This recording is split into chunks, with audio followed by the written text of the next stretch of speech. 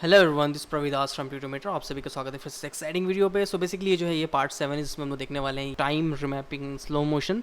सो basically time remapping slow motion क्या होता है, जब भी हम किसी फुटेज को स्लो मोशन में करते हैं या फिर किसी नॉर्मल फुटेज को स्लो मोशन में जब कन्वर्ट करते हैं तो वो कैसे करेंगे, या फिर टाइम रिमैपिंग कैसे करेंगे। कोई एनिमेशन हमने कर चुका है और उसको जैसे हम लोगों को टाइम के साथ छेड़खानी करना है तो वो कैसे करेंगे वो हम लोग देखेंगे, है ना। तो दोस्तों बेसिकली यूट्यूब पे क्या हो रहा है कि हमारे जो वीडियोज़ है वो डेली एक एक करके आ रहे हैं, बट अगर आपको चाहिए कि आपको एक बार में बहुत जल्दी जल्दी सीखना है तो आप यूट्यूब में भी जा सकते हैं। वहाँ पे भी जो है हमारा यही वाला कोर्स दिया हुआ है, बट थोड़ा सा जो है एडवांस वे में दिया हुआ है, तो उसका भी डिस्क्रिप्शन में जो है मैंने लिंक दे दिया है। तो आपको क्या होगा कि उसके साथ साथ सर्टिफिकेट भी जो है वहाँ से मिल जाएगा। सो बेसिकली क्या है कि मेरे पास यहाँ पे एक फुटेज है, मैं आपको दिखा दूँ एक बार डबल क्लिक करके। जैसे आप फुटेज में डबल क्लिक करेंगे तो यहाँ पे देखेंगे कि ये फुटेज अलग से स्टेप से खुल जाएगा, और इसको एक बार अगर मैं आपको प्ले करके दिखाऊँ तो यहाँ पे देखेंगे कि इस स्टेप से प्ले हो रहा है ना।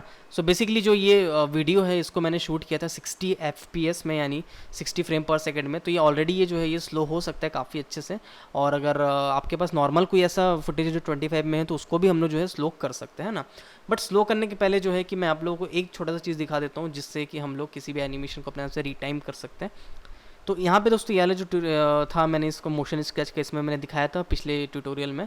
तो वहाँ पे ऊपर आई बटन में लिंक आ रहा होगा, वहाँ जाके आप लोग देख सकते हैं उसको।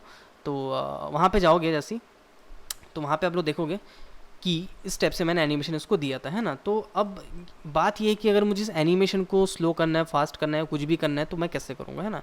तो दोस्तों यहाँ पे दो तरीके हैं, या तो मैं ग्लोबल स्विचेस को पकड़ के करूँ, या फिर मैं इंडिविजुअल एक एक जो यहाँ पे की फ्रेम्स आपको दिख रहे हैं या फिर इनको करूँ, है ना। अगर मुझे सबको पकड़ के, मतलब मुझे लगता है कि हाँ मुझे ये इतना है, इसको खींच के मुझे करना है इतना, तो वो मैं कर सकता हूँ। कैसे? मैं सबको पकड़ूंगा जितने भी यहाँ पे की फ्रेम्स है, ऑल्ट प्रेस करूँगा और इसको स्टेप से खींच दूंगा यहाँ पे मैं। तो देखो ये जो एनिमेशन है अब ये ऑलरेडी ये स्लो हो गया होगा, ठीक है, क्योंकि जो की फ्रेम है ऑलरेडी वो बराबर डिस्टेंस में, जितने डिस्टेंस में थे उतने डिस्टेंस में ये बट गए, है ना। ऑल्ट दबा के खींचना ज़रूरी है दोस्तों, तभी ये पूरे का पूरा की फ्रेम जो है स्ट्रेच होगा, अदरवाइज की फ्रेम जो है वो स्ट्रेच नहीं होगा, ठीक है। तो ये एक तरीका है। अब जैसे कि मुझे चाहिए कि हाँ यहाँ से यहाँ तक का एनिमेशन थोड़ा फास्ट हो और फिर यहाँ से यहाँ का एनिमेशन स्लो हो, या फिर जैसा भी मुझे चाहिए, है ना। तो यहाँ पे इंडिविजुअल इसको करने का कोई तरीका नहीं है। अब यहाँ पे हम लोग क्या कर सकते हैं, यहाँ पे मैं जाऊँगा लेयर, और यहाँ पे मुझे एक ऑप्शन मिलेगा टाइम, और यहाँ पे मिलेगा टाइम रिमैपिंग, ठीक है। अब टाइम रिमैपिंग का दोस्तों दिक्कत ये है कि क्योंकि इसमें ऑलरेडी इसमें मोशन है तो इसमें टाइम रिमैपिंग अनेबल नहीं हो रहा है, ठीक है। तो हम लोगों को क्या करना पड़ेगा, इसको करना पड़ेगा रेस्टराइज इन द सेंस कि इसको मुझे करके एक लेयर बनाना पड़ेगा, ठीक है। अब मैं क्या करूँगा उसके लिए, मैं करूँगा शिफ्ट कंट्रोल और C। ये होता है शॉर्टकट दोस्तों प्रीकॉम का। इसका मतलब क्या होगा कि जितनी भी इसकी प्रॉपर्टीज़ है वो दूसरे एक फोल्डर या फिर जो कॉम्पोजिशन है दूसरा प्रीकॉम जिसको हम लोग बोलते हैं उसके अंदर ये चला जाएगा, और उसके बाद जो है मैं प्रीकॉम पे जैसा चाहे वैसा उसमें अपने हिसाब से एडजस्टमेंट उसमें कर सकता हूँ, ठीक है। तो यहाँ पे जाके मैं लिख देता हूँ ट्यूटोमेटर टाइम रिमैप, ठीक है।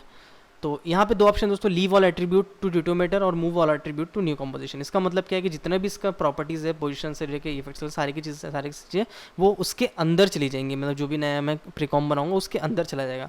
तो ज़्यादा टाइम हम लोग यही करते हैं, move all attribute to new composition, और कभी कभी किसी किसी सिचुएशन में हम लोग लीव ऑल एट्रीब्यूट करते हैं। बाकी लीव ऑल एट्रीब्यूट करेंगे तो जितना भी इसका इसके इफेक्ट रहेंगे, पोजिशन कीज वीज सब कुछ बाहर ही रह जाएंगे, अंदर कुछ नहीं जाएगा। तो फिर से हम लोग वही प्रॉब्लम आएगा, हम लोग टाइम रिमैपिंग इसको नहीं कर पाएंगे। तो मूव ऑल एट्रीब्यूट को ही करना है, यहाँ पे आप नाम दे दीजिए और उसको कर दीजिए ओके। अब देखेंगे दोस्तों यहाँ पे एक नया कॉम्पोजिशन बन गया, ठीक है। अब नया कॉम्पोजिशन बनने से अब फ़ायदा क्या हुआ, जैसे मैं जाऊँगा यहाँ पे लेयर टाइम, इसके अंदर देखो मेरे पास टाइम रिमैपिंग जो है वो यहाँ पे ऑप्शन मेरा अनेबल हो गया। जैसे मैं इसको क्लिक करूँगा तो देखो कि यहाँ पे एक नया ऑप्शन आ गया टाइम रिमैप का।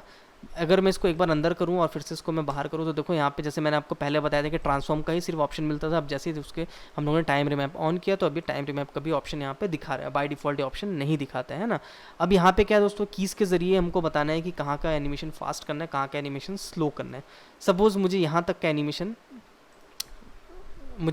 एनिमेशन जो है फास्ट चाहिए, ठीक है। तो मैं क्या करूँगा, यहाँ पे एक और की लगा लूँगा। अब कंप्यूटर का पता चल गया कि ये एक फ्रेम है और ये एक फ्रेम है। अगर मैं इन दोनों के डिस्टेंस बीच में कम कर दूंगा तो सिंपल सी बात है कि जो एनिमेशन है वो हो जाएगा फास्ट, ठीक है। अब देखो जैसे मैं इसको प्ले करता हूँ, देखो फास्ट हो गया, फिर देखो फिर ऐसे यहाँ पे की कंप्लीट हुआ, उसके बाद ही फिर से स्लो हो गया।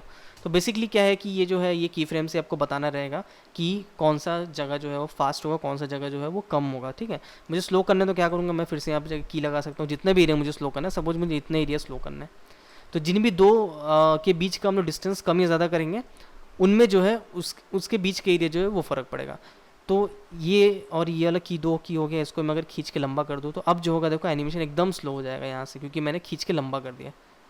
ये देखो कितना स्लो हो गया, दिख रहा है। सो बेसिकली ये डिपेंड करता है कि आपको कहाँ पे फास्ट चाहिए, कहाँ पे स्लो चाहिए। स्लो मोशन करने की, टाइम रिमैपिंग करने की ये जो है ये काम आता है ना। तो ये आप समझ गए। सेम इसी चीज़ का हम लोग फिर से, मैं जो दूसरा एग्जांपल है जिस तरह से हम लोग स्लो मोशन बना सकते हैं मैं वो दिखाता हूँ। तो मेरे पास यहाँ पे बाय डिफॉल्ट एक फुटेज पहले से रखा हुआ है। अब 2 तरीके दोस्तों, या तो हम लोग ड्रैग करके इसी कॉम्पोजिशन के ऊपर डाल दें, तो आप देखो इस पे छोटा आ गया, या फिर दूसरा तरीका मेरे पास क्या है कि इसको पकड़ के मैं डाल दूँ यहाँ पे, छोटा सा कॉम्पोजिशन का आइकन दिख रहा है यहाँ पे। तो अब इससे फ़ायदा ये होगा कि जब भी मैं किसी फुटेज को या फिर इमेज को किसी को भी ड्रैग करके कॉम्पोजिशन के ऊपर डालता हूँ तो एग्जैक्टली उसी साइज़ का, उसी फ्रेम साइज़ का, उसी फ्रेम रेट का, हर एक चीज़ उस साइज़ का जो है ये बना के हमको देता है। तो ये एक फ़ायदा रहता है इसमें। जैसे मैं इस पर क्लिक किया तो देखो यहाँ पे सेम साइज़ का मेरे पास कॉम्पोजिशन बन गया, और नाम भी जो है, नाम देखो टाइम रिमैपिंग के नाम से आ गया, क्योंकि जो मेरा फुटेज था वो टाइम रिमैपिंग के नाम से ही था। अब इसकी प्रॉपर्टीज़ आपको देखनी है तो यहाँ पर राइट क्लिक करें, कॉम्पोजिशन सेटिंग में चले जाओ। यहाँ पर आपको दिख जाएगा जो भी आपको नाम करना है। अभी आपको लगता है कि मुझे चेंज करना है, जैसा भी रखना है, जो भी रखना है आप उसको आप अपने हिसाब से रख सकते हो, नो इशू। फ्रेम रेट यहाँ पर 25 करना है, मैं 25 कर देता हूँ, ठीक है। तो एक बार के लिए मैं प्ले करके दिखाता हूँ। तो यहाँ पे देखो, यहाँ पे जो है घूम रही है लड़की, और मैं चाहता हूँ कि ये जो है कुछ स्टेप से, मतलब ये जब घूमना स्टार्ट करे तो यहाँ से जो है ये स्लो मोशन हो जाए, कुछ स्टेप से एकदम स्लो घूमे। तो जो इफेक्ट होता है ना फिल्मों में, आप लोग देखते हो साउथ की फिल्मों में स्लो मोशन इफेक्ट, तो उससे आप बना सकते हो, है ना। तो यहाँ तक के मुझे एज इट इज़ चाहिए, मतलब सेम टाइम में ही चाहिए, मतलब यहाँ पे मुझे यहाँ तक के कोई स्पीड में को नहीं छेड़ना है। तो मैं फिर से जाऊँगा, लेयर, टाइम, अनेबल टाइम रिमैपिंग, और यहाँ जाके की लगा दूंगा। अब दोस्तों ये जो की है, ये की और ये की को नहीं छेड़ना, क्योंकि यहाँ तक कि मुझे as it is same to same time ही चाहिए। इसके आगे का मुझे चाहिए कि यहाँ से यहाँ तक के जो है ये स्लो हो जाए, एकदम स्लो मोशन। तो फिर से मैं इसको सिलेक्ट करता हूँ, यहाँ पे की लगाता हूँ। अब कंप्यूटर का पता लगेगा कि मुझे इसको और इसके बीच में जो भी है मॉडिफिकेशन करना है। तो मैं इसको क्लिक करके जब ऐसा खींच दूंगा जितना भी मुझे चाहिए। अब जब मैं प्ले करूँगा तब वो देखेंगे कि ये मूव हुआ, अब यहाँ स्लो हो गई लड़की, ठीक है। तो यहाँ तक के जो था ये नॉर्मल स्पीड था। फिर से प्ले करके दिखाता हूँ, फिर यहाँ से ये स्लो हो गई, है ना। अच्छा दोस्तों, अब जैसे यहाँ पे देखोगे कि आपको और स्लो करना है तो आप और स्लो कर सकते, जितना दूर आप लोगे 2 की फ्रेम को, उतना उसके बीच का जो अमाउंट है वो स्लो होते जाएगा, ठीक है। यहाँ पे देखो, अब यहाँ पे देखेंगे आप कि थोड़ा सा अब जो है कटा कटा फ्रेम दिखने लगा है, क्योंकि फ्रेम रेट जो है वो मेरे पास कम पड़ गया है।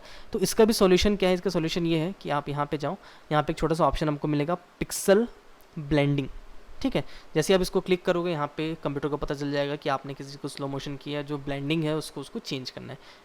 तो मैं इसको क्लिक करता हूँ, बट इसको क्लिक करने से भी अभी काम नहीं बनेगा। हमको जाके यहाँ पे एक छोटा सा ऑप्शन है, यहाँ पे देखो पिक्सल मोशन, इसको ऑन करना पड़ेगा, ठीक है। दिख रहा है यहाँ पे छोटा सा, इसको ऑन जैसे करोगे तो अब इसको समझ में आ जाएगा कि पिक्सल जो है और पिक्सल मोशन वाला काम जो है अब यहाँ पे चालू होना है ना। तो यहाँ पे देखो दोस्तों 3 मोड है यहाँ पे, 1, 2 और तीसरा नन। तो 2 मोड है, तो बेसिकली हमको बताना पड़ता है कि कौन सा मोड अपने को करना है। तो राइट क्लिक करूँगा, यहाँ पे जाऊँगा मैं, पिक्सल फ्रेम ब्लेंडिंग बोल के एक ऑप्शन होगा, फ्रेम ब्लेंडिंग, और यहाँ पे देखो 3 ऑप्शन है, फ्रेम मिक्स, पिक्सल मिक्स और ऑफ, है ना। बाय डिफ़ॉल्ट हम लोगों को हमेशा पिक्सल मोशन जो है उसी को लेना है, यही जो है आपको सही रिजल्ट देता है। अब एक बार के लिए जब मैं प्ले करूँगा तो देखोगे तो कहीं ज़्यादा स्मूथ जो है अब हो रहा है ना। तो जो मेरा बीच में कटा दिख रहा था उससे कहीं ज़्यादा बेटर जो है अब यहाँ पे ऐसा दिख रहा है, ठीक है। तो ये बेसिकली स्लो मोशन करने का काम आता है। आपको जब भी स्लो मोशन करना है तब आप इसको यूज़ कर सकते हो, और काफ़ी अच्छा जो है इसका रिजल्ट आता है ना। बट ऐसा भी नहीं कि आप जितना चाहे उतना खींच दोगे, ऐसा भी नहीं होता। इसका भी एक लिमिटेशन है, उस लिमिटेशन ज़्यादा अगर आप उसको स्ट्रेच करोगे या फिर ज़्यादा आप खींचोगे तो स्लो मोशन का इफेक्ट जो है वो अच्छा नहीं लगेगा। तो बस यही एक इशू है इसमें, बाकी आप जैसा चाहे उस फुटेज को स्लो मोशन कर सकते हो। अच्छा, दूसरी चीज़ ये कि क्योंकि मैंने इसको 60 FPS में शूट किया था, तो ये भी एक बहुत बड़ा फैक्टर है। अगर आप ज़्यादा हाई फ्रेम रेट में शूट करोगे तो ज़्यादा अच्छा आपका रिजल्ट आएगा।